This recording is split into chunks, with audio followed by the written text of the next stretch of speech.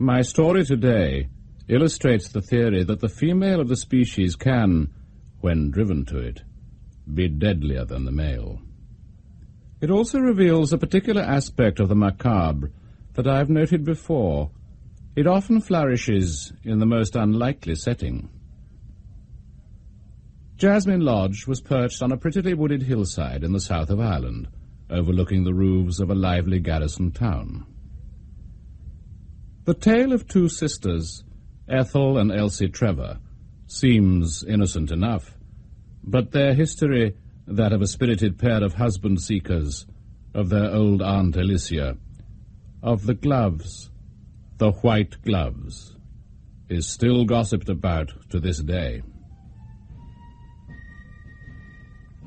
As our story begins, an era was drawing to a close. No ball, picnic, or lawn tennis party had been complete without the clever Miss Trevors. But they had not yet found a man to marry, and the military were moving out. Sweet Aunt Alicia, hovering in the background, had been a formidable local belle in her youth, but her fashionable match to a well-born captain of a cavalry regiment had ended in tragedy in India. He left nothing but debts, and poor Aunt Alicia. Now she resided in a back bedroom at Jasmine Lodge, frightened of the two sisters, and locked in her memories of the past. I know what they are up to. They can't manage to hide it. They are basically stupid. The clever Miss Trevors. I don't think so. They are taking everything. But I have my memories. My memories of my girlhood here. And then... Oh, the blood. The blood on my green taffeta gown when I found him. Yes, even the most idyllic landscape can have its dark and sinister shadows. Oh, Elsie, why do we have to put up with her? Shh. I always feel she can hear us. She is a bit of an old witch. Not really. Aunt Alicia is just a poor old woman living on her memories, boring us with them and being arrogant about how successful she was with men. So, why did he blow his brains out, I ask myself. Oh, don't be cruel, Ethel. She was useful when we first came out. She was useful, I agree, when we needed a chaperone, but we don't need a chaperone now. We're seasoned debutantes, to say the least. Why are you getting so angry? It isn't her fault that we haven't managed to get a man. Or that the military have finally decided to move out. She's useless. She makes life worse, squatting there in the back bedroom. As you always say, like a dressmaker's dummy. But she's not to blame. We keep her up there. Well, she'll last forever. We'll never get into that last trunk. She keeps the key on a chain round her waist. And it isn't as if she could use the dresses again. Oh, if only there were some gloves. We need gloves. Let's go up now and see if we can find anything suitable for the last military ball next week. But she hasn't eaten. She can wait. Come on.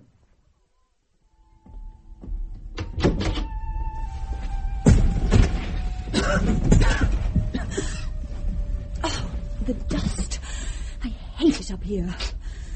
Aunt Alicia says there are rats. There are no rats. She hears us. Better tread softly. She is underneath, poor soul. Ethel, you don't think we're thieves? Don't be stupid. Let's try the first trunk again. As far as I remember, there was a pink satin that might suit you. There is time to alter it. Yes, here it is. Oh, it's lovely. Oh, it'll have to be let out for me. She must have had such a slim waist. Well, she does say so. Frequently. You know, even now she is quite attractive. Quite a few people ask about her since she disappeared. We have to make sure we say the same thing. That she's too old to get about. Colonel Fawcett knows her age. He was very attentive. Well, he's leaving with the regiment, so we don't have to worry about him. For the others, we say, a trifle unwell, but nothing much. Repeat. A trifle unwell, but nothing much. You're so obedient, Elsie. You scare me a little, Ethel, dear. You know, I'm going to get into that last trunk if it kills me.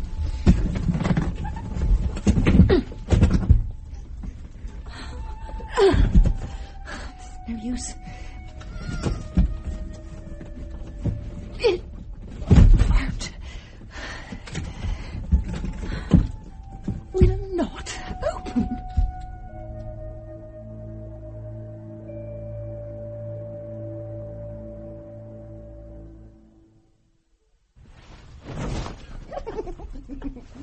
It looks good on you, Ethel, with your red hair, the shimmering dark green. Oh, but see, here on the skirt. What? There's a curious stain. Oh, hell and damnation. Ethel. Oh, it won't show if I'm animated, and I am. Anyway, benzene might remove it. Ethel, benzene wafts over us like a cloud of perfume. Yes, you may be right. I'll leave it. It won't be noticed if I move around. And the glove. We'll get gloves. By hook or by crook, we will have gloves. New, pristine white gloves. The sign of a lady. Aunt Stray, shall I? No, I will.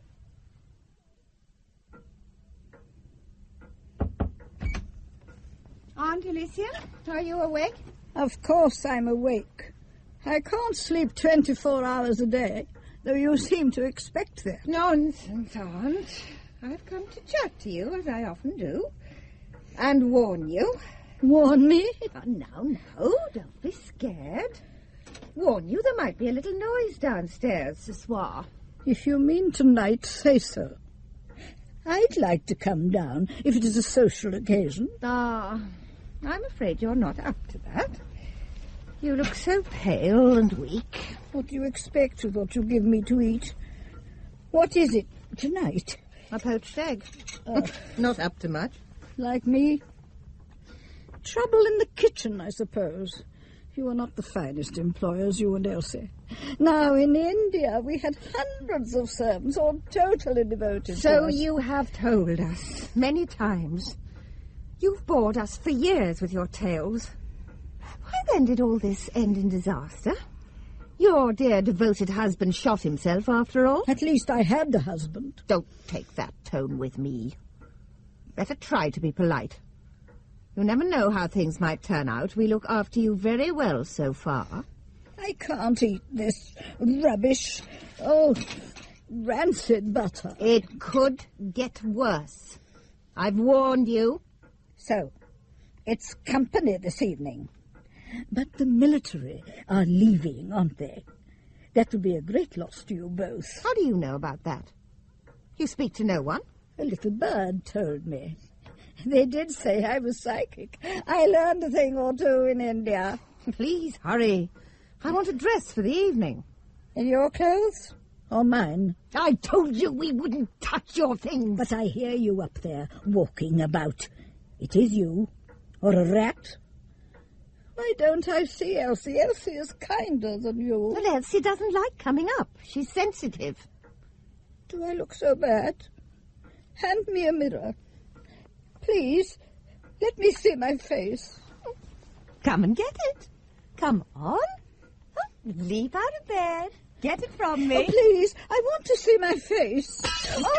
Oh. I'm off now. Happy dreams. I hope the noise doesn't keep you awake. Dream of your dear one. Your youth, when you two were at parties. Dream of that. Ethel, don't go. Talk a little longer. I'm not well.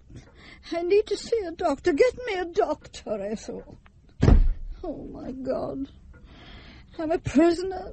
I will never leave this room. Oh. So torture takes place in the most domestic of situations.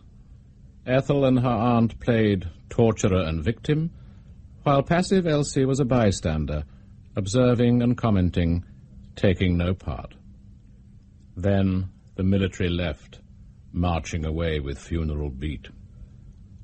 The girls, the aging girls, were bereft. There was one slim hope left, Lord Frederick and his friend Arthur over for the fishing from England.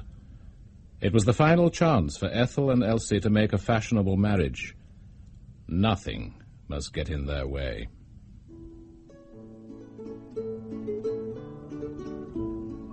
They put on a good show, don't they, Frederick? Indeed. Strumming their small guitars. They tell me they made these Chinese lanterns themselves. It's an odd house, though, don't you find? They are a bit sinister. It's because they're Irish. Celtic twilight, my dear chap. Can't beat Irish fillies, though, Arthur, eh? Spirited. The locals call them the clever Miss Trevors. I can see why. Have you seen the eldest on the hunting field? Brains and courage. Elsie's sweeter, more docile. They tell me there's an aunt. She used to be a great beauty in her time, they say. But no one knows where she is. Hidden away, apparently. Mrs. Varley de Grey. They've probably converted her into one of their Chinese lanterns. Done her in, as the vernacular would have it. The village talk is that they've either murdered her in her bed, or that she's gone off her head and can be seen walking in the grounds late at night. Well, that only makes the sisters more interesting, eh? The place would be damn dull without them. Oh. Bravo. Well, another successful soiree, Ethel. Did Aunt Alicia get her evening meal? I took it up earlier. I slipped a little something into her wine. She drank it down at once. A little something? Not permanent. A sedative, dear, to keep her from sobbing and wailing. Can we go up and look through the trunks? I can't wear any of mine again. My dresses have been seen by Arthur more than once. I must have something new to wear. They're going back to England after the Great Ball. They seem keen, and yet... I know. They seem keener when we're out of doors. Have you noticed? I have. But I can't think why. We have to astound them, Elsie. We must get into that last trunk. All right. Let's go up now.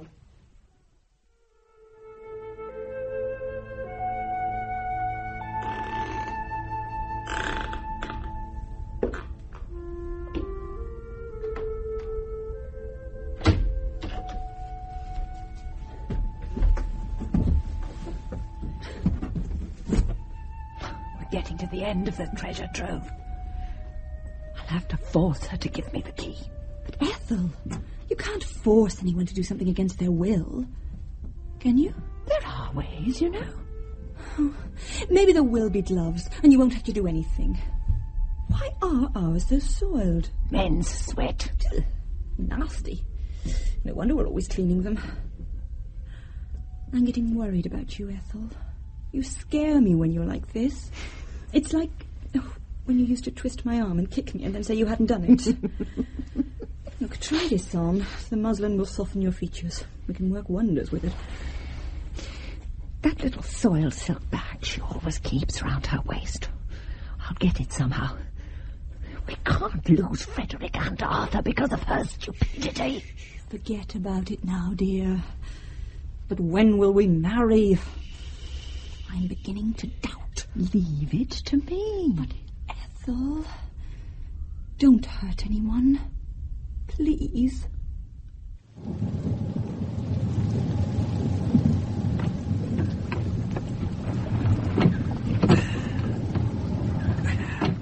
I say, I don't like the look of the sky. There's nowhere to shelter, is there? We could moor over there, by the trees. Oh, don't be stupid. Anyone knows you should not shelter under a tree. You'll be struck by lightning. She's right, Arthur. Oh. Oh, Lord, it's teeming. Your dress! Ethel, it's Transparent. In the rain. That happens with muslin. Oh, dear. Steady. Oh, my goodness. Put my blazer around you. Thank you, Frederick. They are so dull, Ethel. Look how they reacted to the bit of fun on the river. You mean the ultimate revelation of the wet muslin? All it did was put them off. But I shall persevere. We have a few days. I think I'm getting a migraine. That's because you know what I've got to do. Be gentle with her. I am a gentlewoman, sister dear.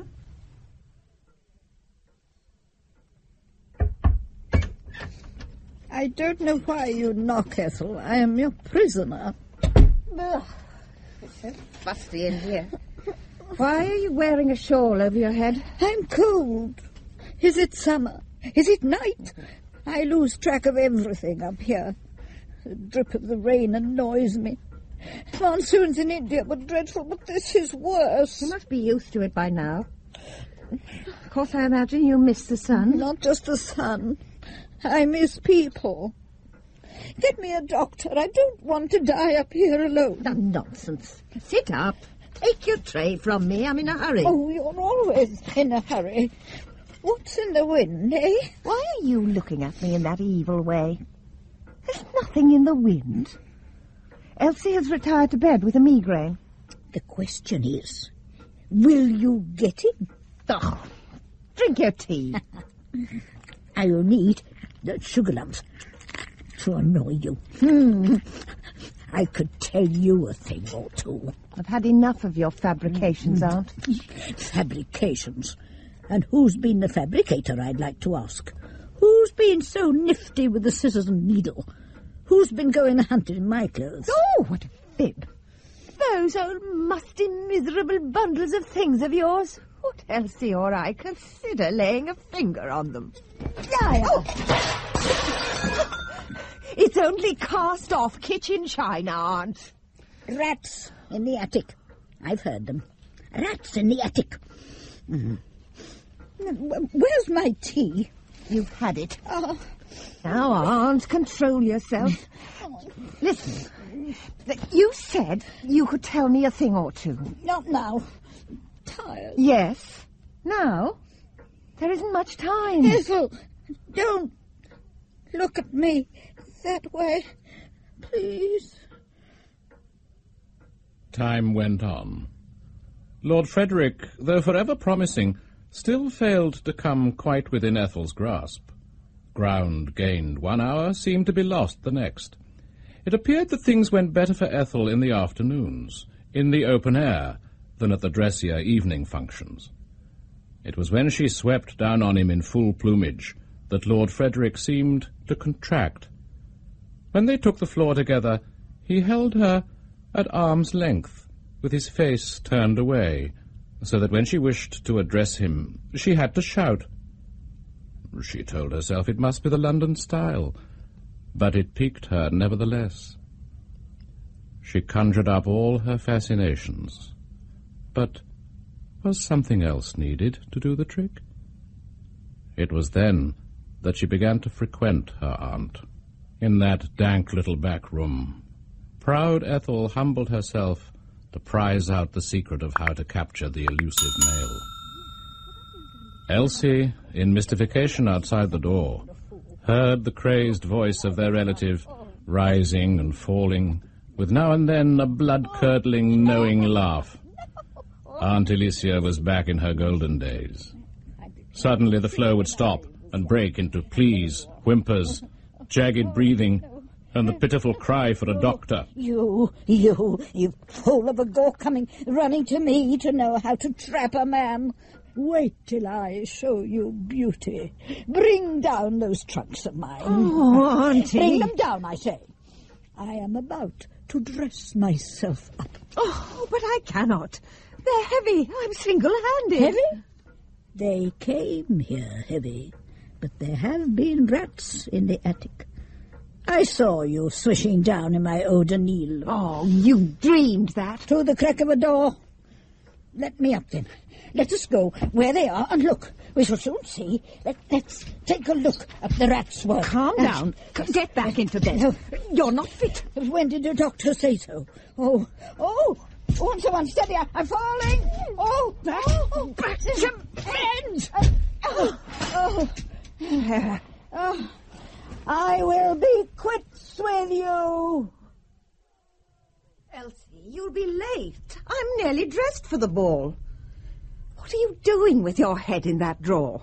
Sniffing our old gloves. Our gloves that reek of benzene.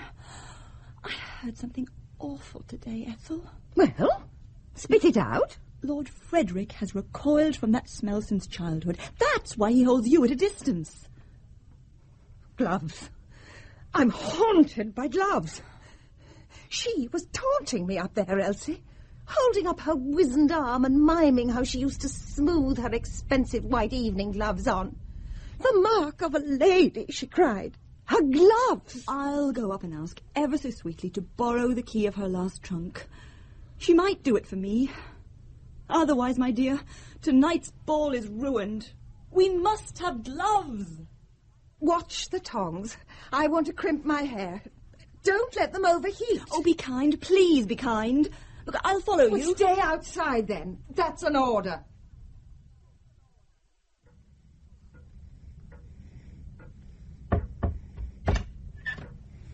Auntie, are you awake? Now, I would like the key, Auntie dear. There is the little silk bag.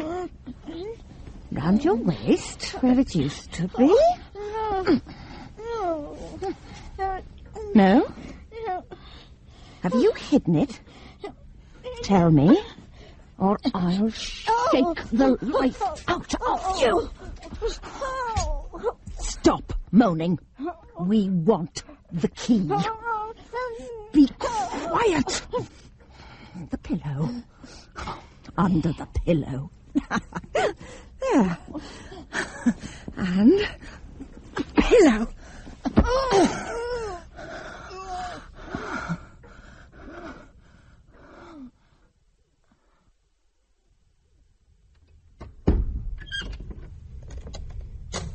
Ethel? Oh, you look so odd. Why are you locking her in? Is she all right? Dozing. She's dozing. You are certain she isn't... I mean, if she was, we couldn't go to the ball. What's that you have in your hand? She insisted on giving me these keys. Scurry on now, Elsie. You'll never be dressed in time. Use my tongs. They should be splendidly hot. Alone at last, Ethel drew in her breath, and with a gesture of resolution, retied her kimono sash tightly over her corset. She took the key from the little silken bag and gave a glance upwards, towards the attic. The late spring sun had set, but an apricot afterglow, not unlike the light cast by a Chinese lantern, crept through the upper story of Jasmine Lodge. The cessation of all those rustlings, tappings, whispers and moans from inside Aunt Alicia's rooms had set up an unnerving hush. I must have gloves. Gloves. Ethel set foot on the attic stairs. Under the skylight she had to suppress a shriek, for a rat, yes, of all things, leapt at her out of an empty hat box. There are no rats. But it winked at me. However, she continued to steel her nerves and to push her way to the one inviolate trunk. The other trunks gaped and yawned at Ethel, void, showing their linings, on end or toppling, forming a barricade around the object of her search.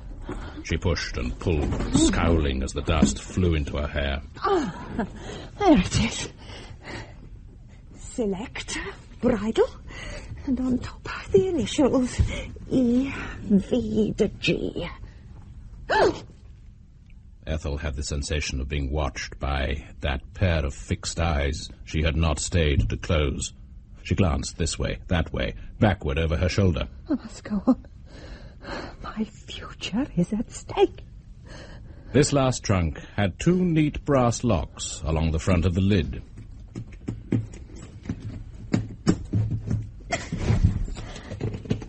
I can't open the second lock. I can't pull up the corner. What's this? Oh, a bride veil. A priceless lace.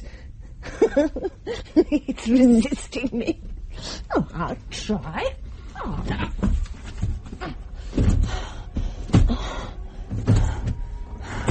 She pulled again, but the stuff wouldn't come. It was almost as though it were being grasped from inside the trunk. She let go, and the lace began to be drawn back slowly, inch by inch. What's that?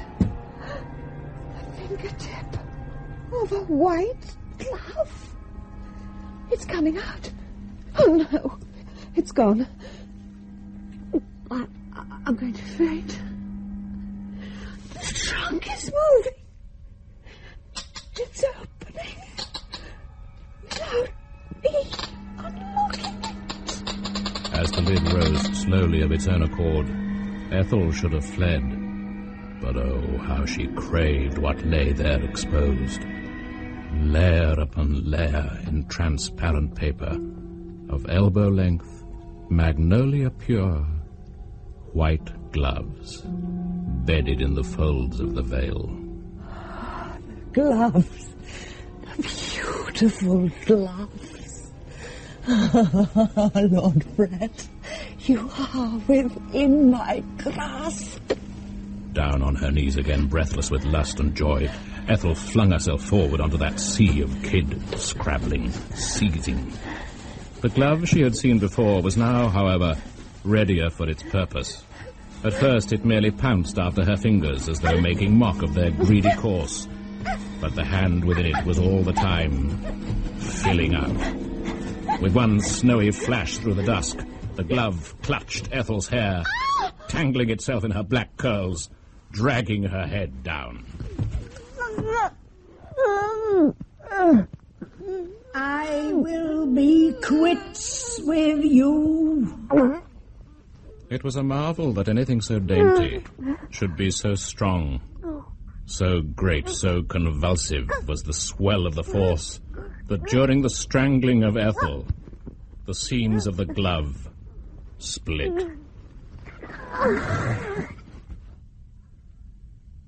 The shrieks of Elsie upon the attic threshold began only after all other sounds had died down. Ethel, what's happened? The ultimate spark of the once famous cleverness of the Miss Trevors appeared in Elsie's extrication of herself from the awkward mess. The sister's reputation for warmth of heart was to stand the survivor in good stead, for could those affections nursed in Jasmine Lodge, extending so freely even to their invalid aunt, have culminated in Elsie's setting on Ethel? No. In the end, the matter was hushed up, which is to say, it is still talked about even now.